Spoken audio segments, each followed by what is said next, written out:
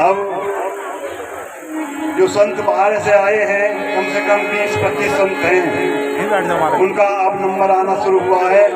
और सबसे पहले मेरा ही नंबर नारायण जी ने रख दिया है, और नारायण जी की तो भाई माया ही है,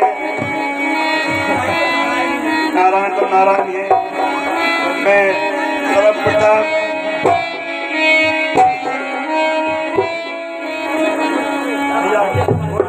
गाने से तुम्हारा पेट नहीं भरा तो ये क्या और कर पा रहे। मैं जो बात कहना चाहता हूँ सुननी हो तो सुन लो, नहीं तो कोई बात नहीं है। मैं सर्वप्रथम गद्दी पे आसीन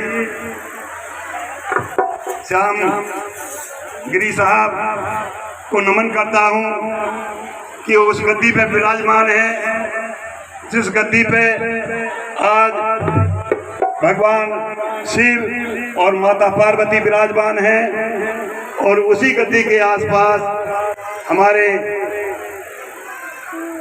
बहुत महान महान संत बैठे हुए हैं, जिनमें मैं आपके जो उसके भगवान बुद्ध के अनुयायी हमारे बीच में हैं, और नागवंश के संत भी हमारे बीच में हैं।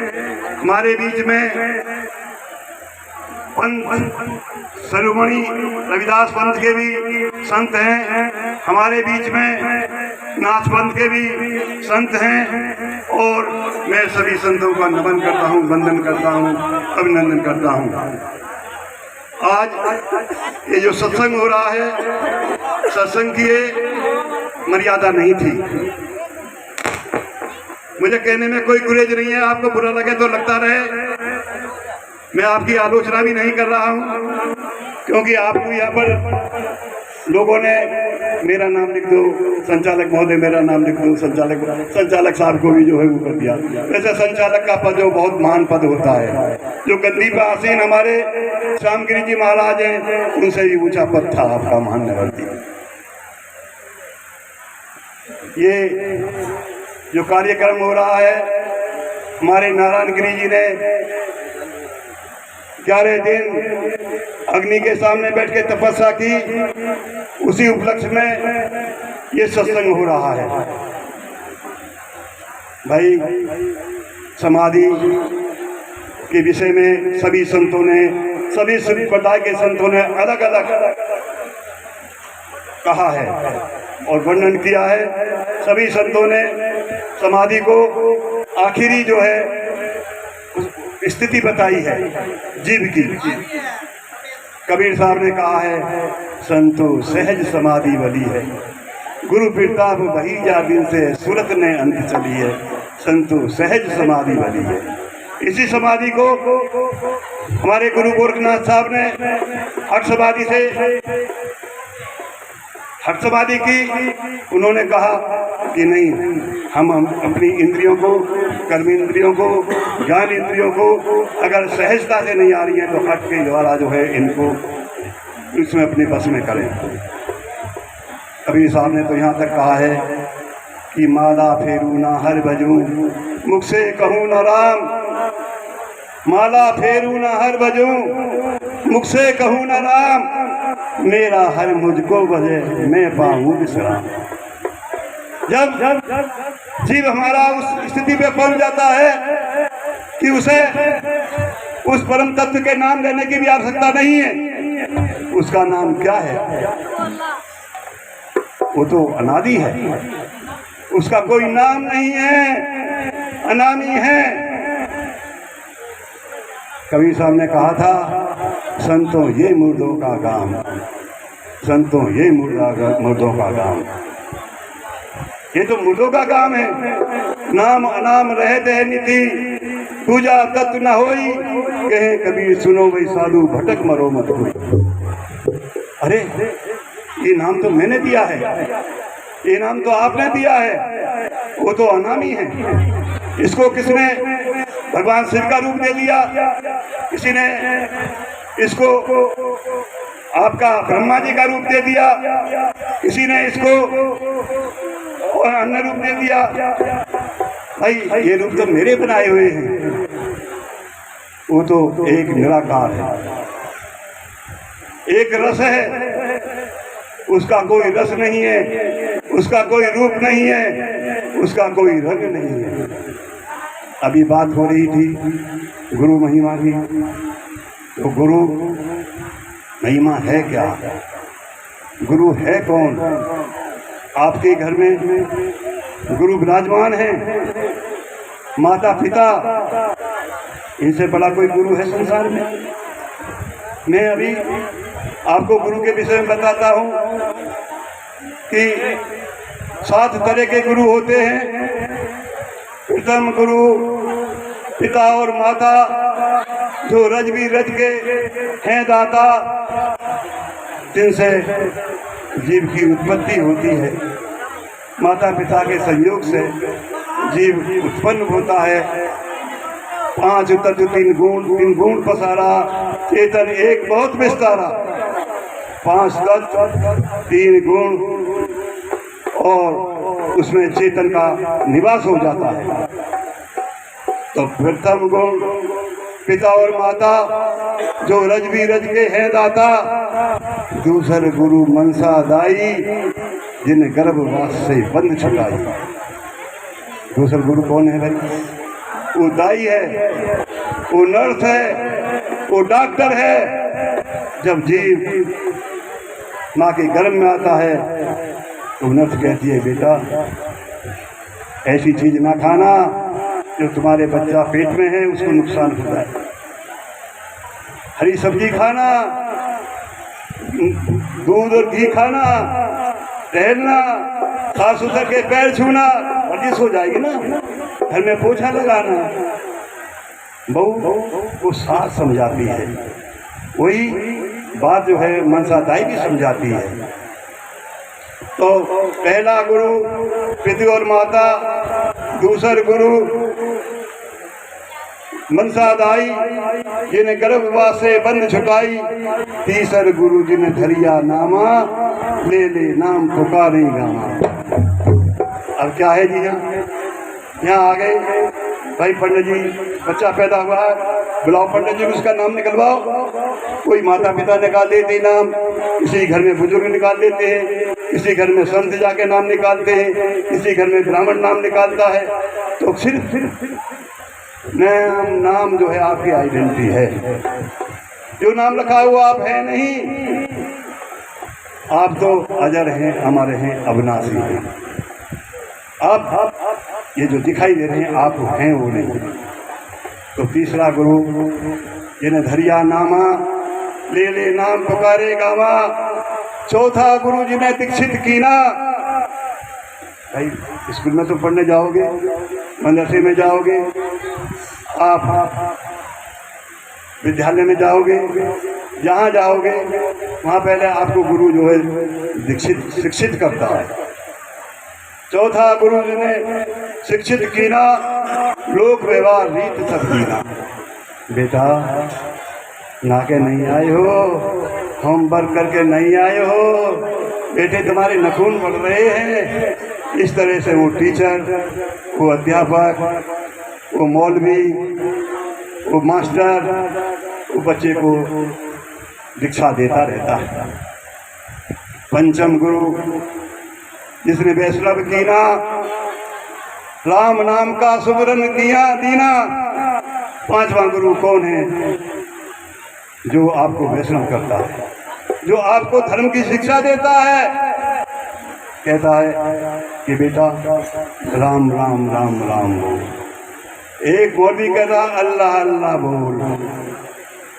एक सरदार जी कहते हैं वाहे गुरु बोल। भाई सबका अलग अलग हुआ है पंथ, सबने नाम अनेक कर लिए।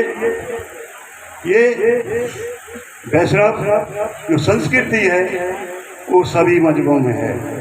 आज गिरी साहब ने मेरा मन मोह लिया है। अरे मेरा मन मोह लिया, तेने ये मन मोह क्यों मोह लिया? क्योंकि मैं चाहता था सभी पंथ के, सभी संप्रदाय के लोग यहाँ आए और एक दूसरे की संप्रदाय की जो कुछ कमियां हैं, जो कुछ अच्छाई हैं, एक दूसरे को ट्रांसफ़र करें, एक दूसरे को जो है उनको आपस में समझदारी करें, तो ये झगड़े निपट जाएंगे। हिंदू का भी, मुसलमान का भी, सिख का भी, ईसाई का भी, जैन का भी, बौद्ध का भी, ये झगड़े क्यों रहेंगे? संत चाहते हैं हमारा देश विकासशील देश है। हम चाहते हैं कि विकासशील देश से हमारा देश कब विकसित हो जाए। ये संत हैं, ये संत आपकी भलाई चाहते हैं और देश की भलाई चाहते हैं। ये लोग, इन संतों ने यहाँ दावत खाने नहीं आए हैं और ये कीर्तन सुनने नहीं आए हैं। ये अपने विचार देने आए हैं, अब अपने विचार विमर्श करने आए हैं। कबीर साहब ने जो उपदेश दिया वो संतों सुनो, कहे कबीर सुनो वही साधु, कहे कबीर सुनो वही संतों, कहे कबीर सुनो वही अवधू, कहे कबीर सुनो वही गोरख, कहे कबीर। तो कबीर ने कभी भी उन्होंने आम जनता को उपदेश नहीं दिया है कि आम जनता हमारी बात माने। हम कहते हैं कि हमारे बीच में जो संत बैठे हैं, अगर ये संत ही सुधर जाएं, ये संत सुधर जाएं, अपने को संत महसूस करें। कहते हैं कबीर को पढ़ने के लिए कबीर बनना पड़ेगा, गोरख को पढ़ने के लिए गोरख बनना पड़ेगा। आपको गोरख साहब को समझ नहीं सकते, गोरखनाथ जी को। रविदास बनने के लिए आपको रविदास बनना पड़ेगा, पलटू साहब को बनने के लिए आपको समझने के पलटू दास बनना पड़ेगा, आपको फरीद साहब के लिए बनने के लिए फरीद बनना पड़ेगा। मैं ये कहता हूँ, जो जानत तुम्हें तुम्हें बह जाई, पारस फरस बुधा सुभाई, जो तुम्हें जानता है तुम्हारे जैसा हो जाता है। दोस्तों, आज हम बात करने आए थे, पहले अभी जो हमारे गुरु और रहे, छठा गुरु जिसने ब्रह्मगढ़ तोड़ा, सबको छुटा एक से जोड़ा। छठा गुरु वहां पहुंच जाता है जहाँ कहता है अल्लाह भी तू है, वाहिगुरु भी तू है, राम भी तू है, कृष्ण भी तू है, तू ही तो है। उसने ब्रह्मगढ़ तोड़ दिया, सबके मन का जो उठा भ्रम बड़ा हुआ। मैं हिंदू हूँ, मैं पारसी हूँ, मैं बौद्ध हूँ, मैं ईसाई हूँ, मैं जैन हूँ, इसका भ्रम मिटा दिया। अरे तू तो सबको एक करके चल भाई, तू संत है, तेरा क्या मतलब है?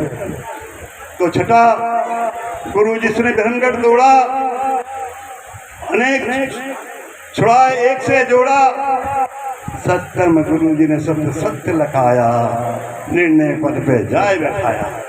आज इतने संत हैं, इतने संतों के बीच में निर्णय पद पे श्यामगिरी जी बैठे हैं। तुमने सत्य को लखाया है, जो सत्य को जानता है, जो निर्णय लेता है, जो निर्भय होता है। निर्भय का निर्भय तू ही और सकल भय माय, सब पर तेरी साहेबी तुम पर साहेबना। ये क्रियाएं जो हम करते हैं, जाप मरे अजबा मर है। सुनिए जी, नारायण जी, जाप मरे अजबा मर है, अनहद भी मर जाए, सूरत समाए शब्द में ताको काल न खाए। जिसकी सूरत उस शब्द में समा गई, उसको काल भी जो है उसके निकट नहीं आता है। भाई सत्संग प्रियो, मेरी शायद बात कुछ संत तो समझ रहे होंगे, परंतु शायद आप लोगों के समझ में भी आ रही हो तो मुझे बड़ी खुशी होगी, क्योंकि गाना बजाना हम रोज़ करते हैं। ये जो है हमारे जो अंदर भ्रम है, जो हमारा भ्रम तोड़ा है गुरुओं ने, संतों ने, इसका मार्गदर्शन करें। हम कैसे तरक्की करेगा मेरा देश, हमारा परिवार कैसे तरक्की करेगा?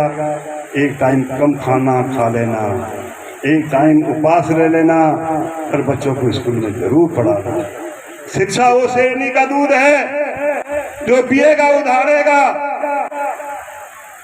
मैं कहता हूँ अपनी माता बहनों से, हे माता बहनों, एक टाइम की रोटी कम खा लेना, परंतु अपने बच्चों को स्कूल जरूर भेजना। चंद लोग ये चाहते हैं देश के अंदर कि हमारी आवाम, हमारी जनता पढ़े नहीं और हम इनको मूर्ख बना के राज करते रहे। तो भाई, आपको अपने घर की तरक्की करनी है, अपने बच्चों की तरक्की करनी है, तो बच्चों को पढ़ाइए जरूर।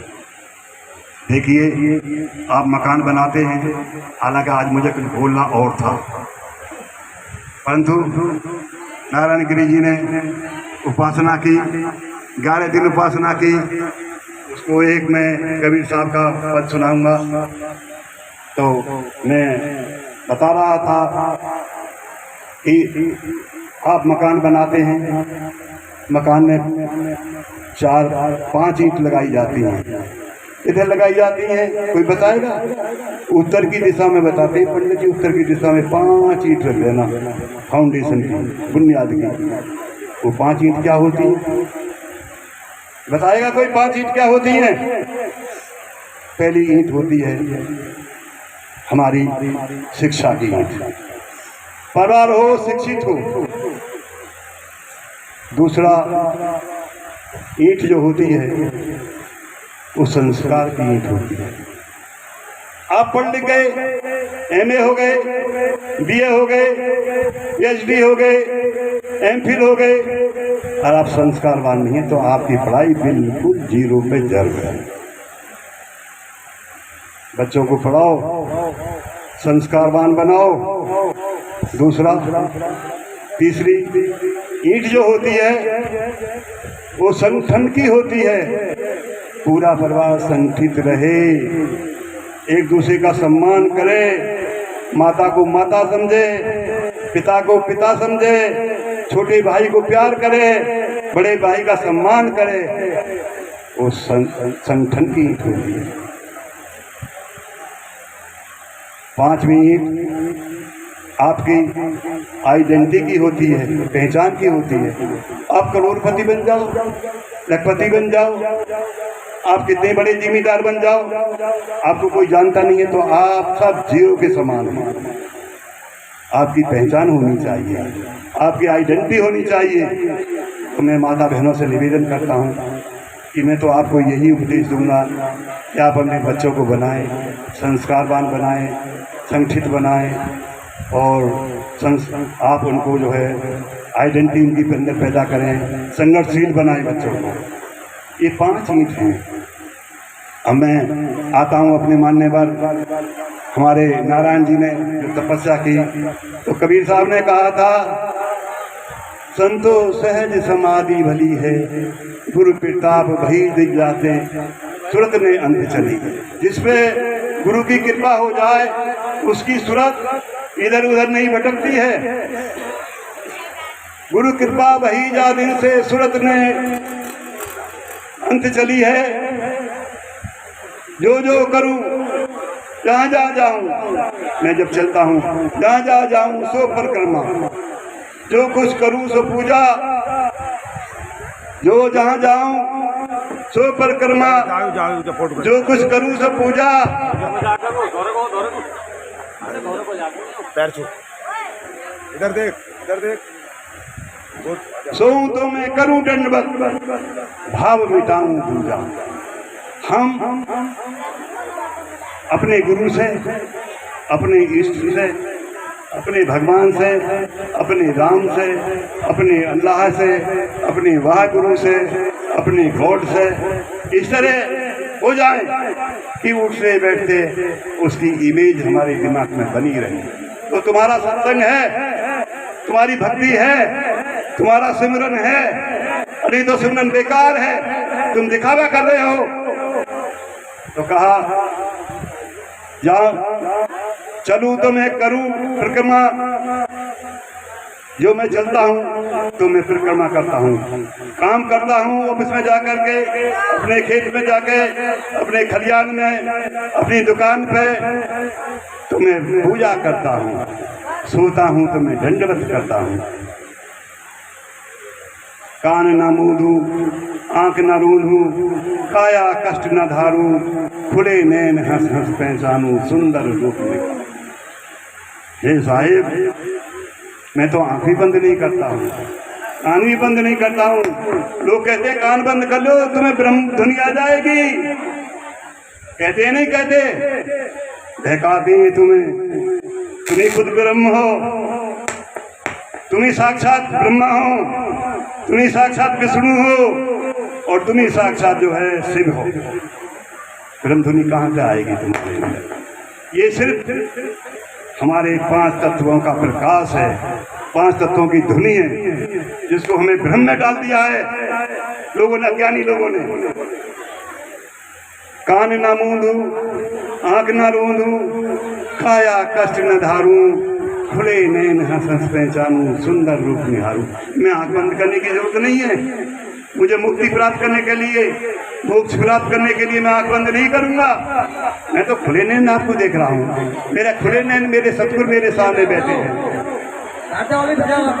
प्रोग्राम चलेगा, बैठ जाओ भैया, बैठ जाओ। अरे भैया सुनो, मैं कुछ गलत बोला, अपनी वाणी को भी बिना दे दूंगा मैं। भजन शुरू हो जाएंगे, बैठ जाओ भैया।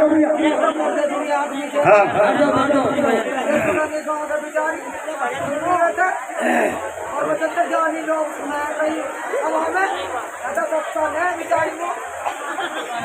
भैया, बैठ जाओ, सब चल रहा है। शब्द निरंतर से मन लागा, शब्द निरंतर से मन लागा, मलिन वासना त्यागी, छूटत उठत बैठत कबू न छूटे, ऐसी तारी लागी। जस जीव का शब्द से मन लग जाता है तो उसकी तारी 24 घंटे लगी रहती है। जैसे 11 दिन की तारी हमारे साहब ने लगाई। कहे कबीर ये उन्मनी रहनी जो प्रकट कर आई, सुख दुख से एक परे पदम पद, जो पद है सुखदाई। वो पद तो हमारा सुख दुख से भी अलग है, ना वहाँ सुख है ना दुख है। संत क्या कहते हैं? अजरज भेद अचम्मा देखा, नहीं कहीं रूप रंग नहीं देखा। 5 तत्व गुण 3 पसारा, चेतन एक बहुत विस्तारा। शब्द स्पर्श रूप रस गंधा, सब में अलख लखे नहीं अंधा। ये मुझे संतों के बीच में बोली थी वाणी, समझे। मैं अपनी वाणी को प्रणाम करता हूँ, क्योंकि यहाँ गाना बजाना सुनने वाले